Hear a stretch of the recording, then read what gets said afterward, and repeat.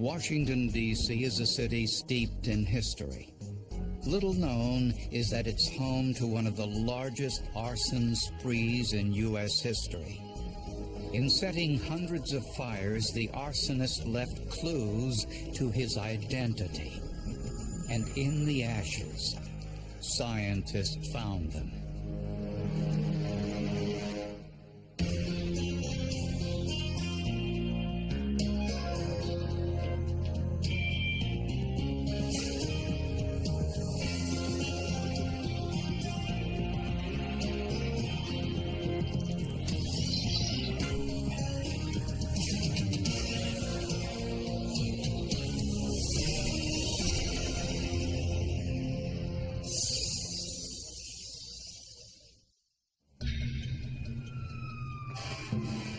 Just before dawn, there was a house fire in a middle-class suburb of Washington, D.C. Firefighters put it out before anyone was hurt, but it was clear it was deliberately set. There was someone in the home at the time. He had to have known it, and he didn't seem to care. The fire originated on the front porch, where investigators found remnants of a melted plastic gallon container and a cloth wick. And there was some fabric material that was present, which turned out to be consistent with an athletic sock. This was the second fire in the city in less than a week. Both had been set the same way, with an accelerant inside a plastic 1-gallon container. A gas chromatography test of the debris identified the accelerant as gasoline. They were being set in the early morning hours, between the hours of 2 a.m. and 6 a.m. They were occurring at single-family residences, and the origin of the fire was being found either in the front porch or the rear porch of these homes. The cloth wick gave the arsonist plenty of time to get away. None of us had seen that type of device before. We were so used to having Molotov cocktails where we were lighting them, throwing them against the structure. This was one that was actually being placed against a structure, and basically you're lighting it and walking away. Investigators from the Bureau of Alcohol, Tobacco, and Firearms, or ATF, found another interesting item in the debris. Remnants of plastic shopping bags revealed how the arsonist carried the containers of gasoline and avoided detection. And when you're dealing with one individual who has showed a pattern of using a device which we had not seen on the street very frequently, we knew that it was going to be a very difficult case. Investigators urged citizens to be on the lookout for individuals carrying plastic shopping bags in the middle of the night between 2 and 6 a.m. The public needs to know this. They need to know they have a serial arsonist in their neighborhood, just like you need to know there's a rapist working in your neighborhood. But it didn't help. Over the next 2 weeks, there were 4 more fires, all within a few miles of one another, all set with gasoline inside a plastic gallon container placed on a porch. Investigators asked the surrounding fire departments to compile a list of all suspicious fires over the past year that started on the front porch of a home between 2 and 6 o'clock in the morning. The results were astonishing. There were 20 additional fires, all set when people were inside the homes. This has been going on for a year or 2 years, and we want to know now what's going on. We want the answers. Tragically, one of those fires claimed a life. 86-year-old Lou Edna Jones was unable to get out of her home and died of smoke inhalation. She had 5 children, 15 grandchildren, and 20 great-grandchildren, All were traumatized by this senseless act of violence. I have been so heartbroken. I will never be the same again. Since that, and I mean the way she left here, a senseless death, because someone wanted their kids to sit back and watch a fire. How cold-hearted could you be? This is a first-degree murder. We knew that not only had he killed one person that we knew of in the past, was it going to happen again?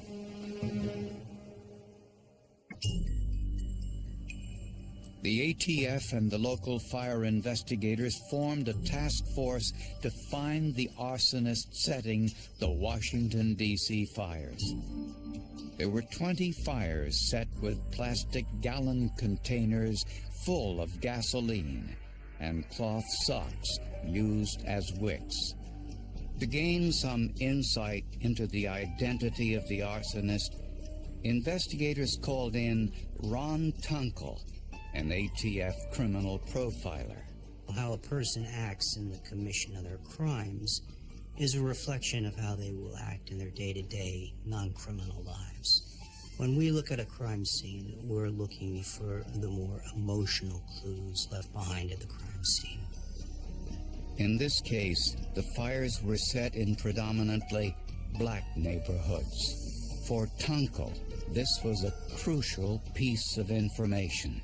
We're probably dealing with a black offender.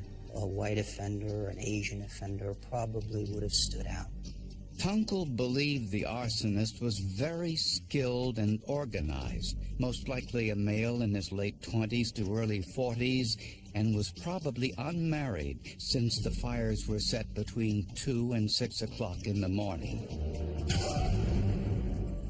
Investigators were convinced that the arsonist followed his exploits on the news and knew that in one of his fires, he killed someone.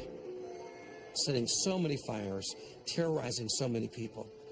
He's right up there with some of the great criminal minds or terrible criminal minds that we've dealt with in the Washington area. If we didn't take him off the street, he wasn't going to stop. And that's what happened. A few months later, there was a fire in a nearby apartment building. Over 100 residents were evacuated safely. The fire started on the 4th floor using the incendiary device. There were multiple 1-gallon containers with gasoline placed out throughout the hallway. But this time, investigators got a badly needed break. One of the residents, 57-year-old Paul Dubois, had some suspicious burns on his hands, and his clothes smelled of gasoline. His apartment was on the 4th floor, where the fire started. Dubois had a PhD from Cornell University, was $8,000 behind in his rent, and was about to be evicted when the fire broke out. Some people got very excited. Oh my, this is going to be the serial arsonist. When they arrested him, that was the guy, but that didn't ring right to me. That's because the other fires were set to single-dwelling homes. What was striking was that it was in his own apartment building, and we began to think that that was a little bit inconsistent with everything else that had happened up until that date. And the incendiary device in Dubois' apartment building was different from the others. It didn't have a wick. Was it possible that Dubois was a copycat and learned how to make the device from media reports? At one point, the media actually put the device on TV, what they thought was being used, and that was particularly hard for us to deal with as a task force, because now potentially anybody can go out there, recreate this, and we would not know if we were dealing with the arsonist or a copycat. But while Dubois was in custody, the fires continued. Investigators concluded that Dubois set the fire in his apartment building, but that was it. Mr. Paul Dubois was not the serial arsonist, however responsible for setting the fire at his apartment complex. Was not the arsonist we were looking for. Well, we learned a lot about his background and his life, which was certainly colorful, but it was pretty clear within weeks, I would say, that this was not going to be the person that was responsible for these fires. However, Dubois was convicted of setting his apartment building on fire and was sentenced to 12 years in prison. Over the next 2 months, there was a fire every week. By this time, there were over 30 of them. Then, investigators found something. A piece of the cloth wick survived one of the fires. Was it possible that the arsonist may have left his DNA on the burnt cloth? If so, scientists hoped they could find it.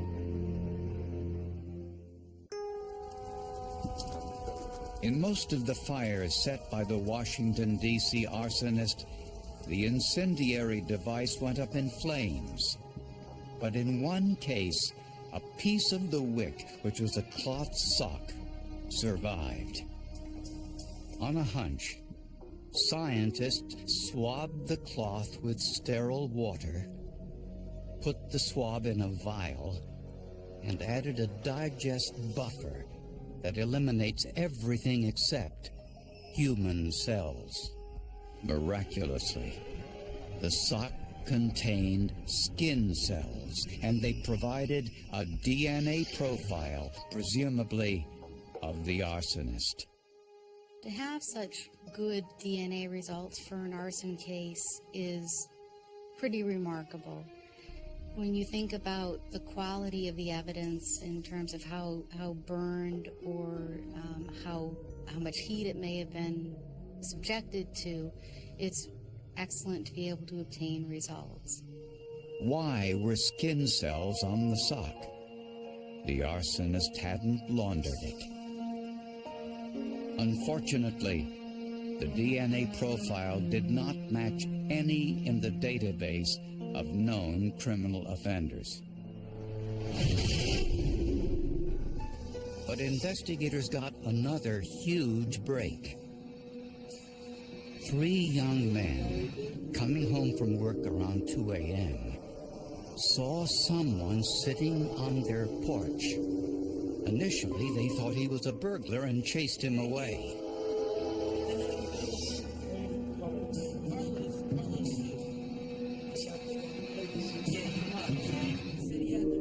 Afterwards, they found a shopping bag with a plastic container filled with gasoline and a sock tied around the handle.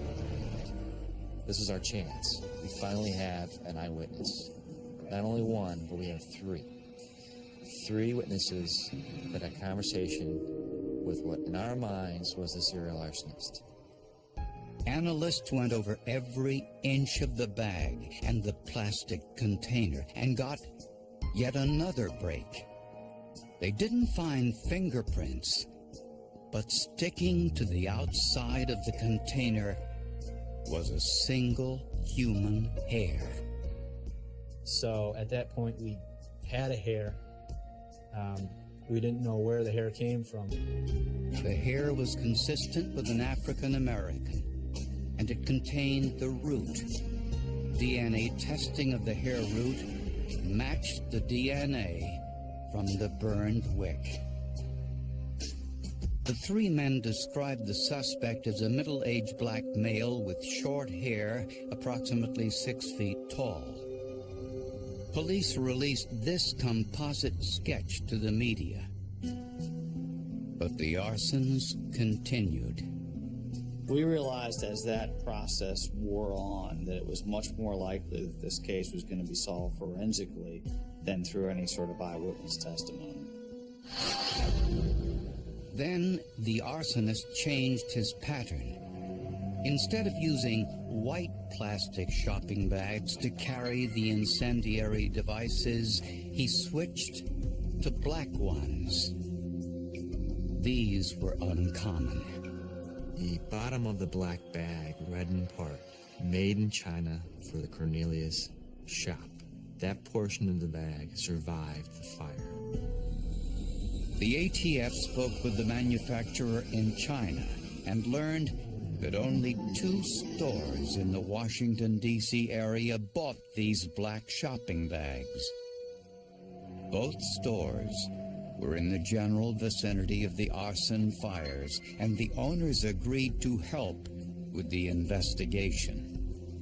The store owner provided us access to his store, to his products. We established 24-hour surveillance, physical and video surveillance on both of these locations. And investigators came up with a way to individualize every bag the stores used. The task force purchased a series of alphanumeric steel chips. These steel chips had thermal testing done on them and would survive future fire scenes. They fastened a different numbered chip onto the bottom of each bag. If investigators found one of these chips at a fire, the number would identify the date, time, and location of the store, and security cameras would show every individual buying plastic gallon containers in that time frame. As the black bags were put into circulation, investigators discovered something else. An arson dog detected gasoline on a pair of military dress pants discarded across the street from one of the fires. They were the type worn by the Marines. Scientists swabbed the waistband and discovered human skin cells. The DNA profile of these skin cells matched the hair found on the incendiary device and the skin cells from the burned wick. The arsonist either is a current member of the Marine Corps, a former member of the Marine Corps, or has a close association with the Marine Corps. So what do? We go to the Marine Corps.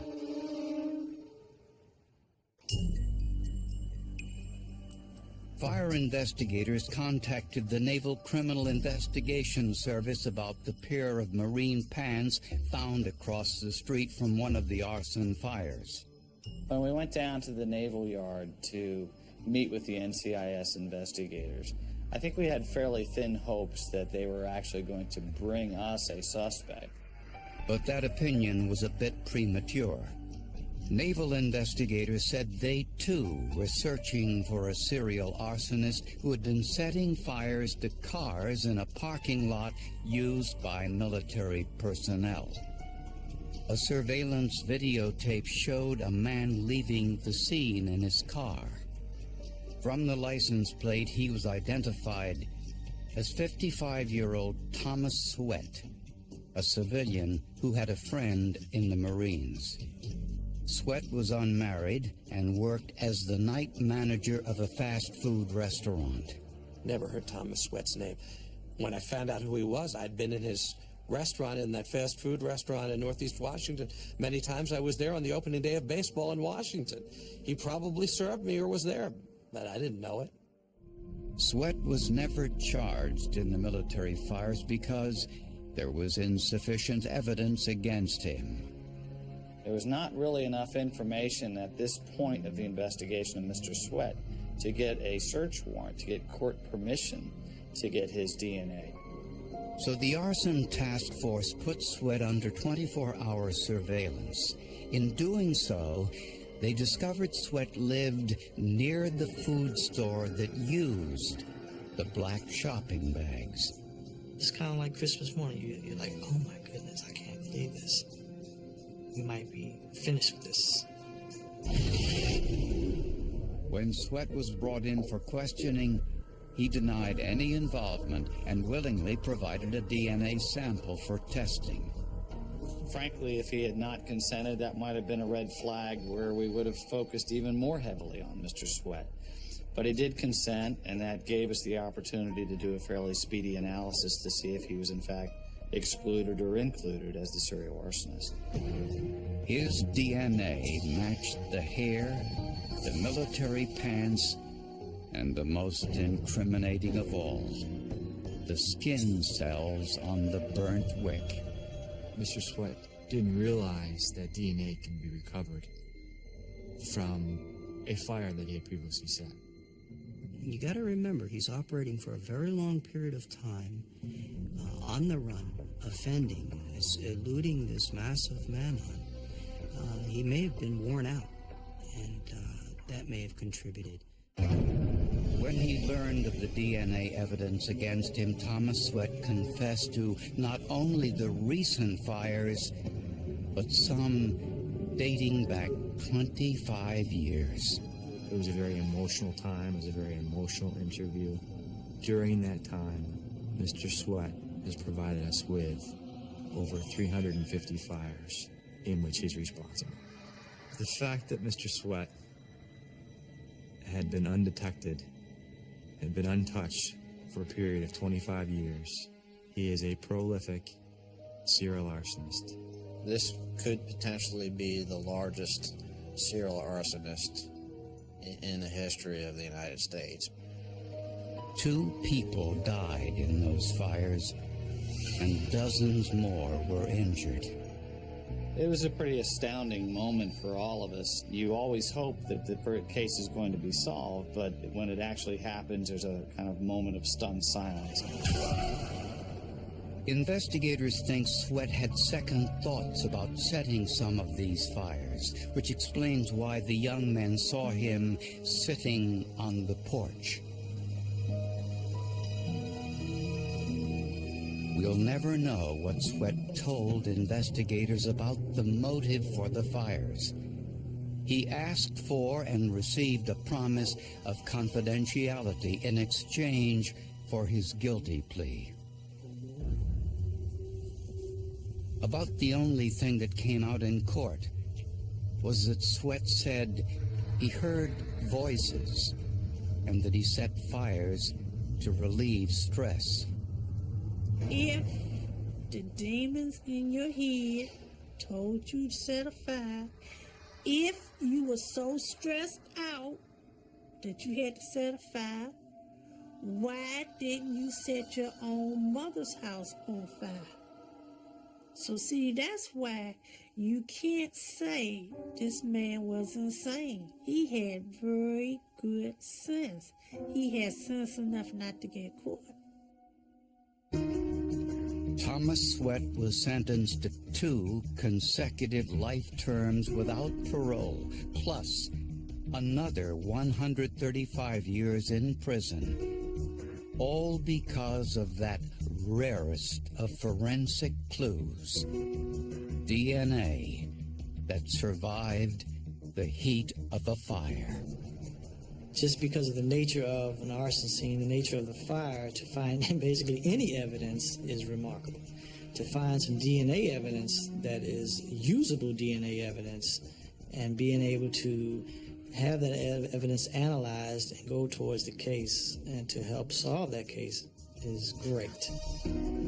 The forensic evidence is proof that even in a fire, a criminal leaves some kind of trail. The trick is to find it.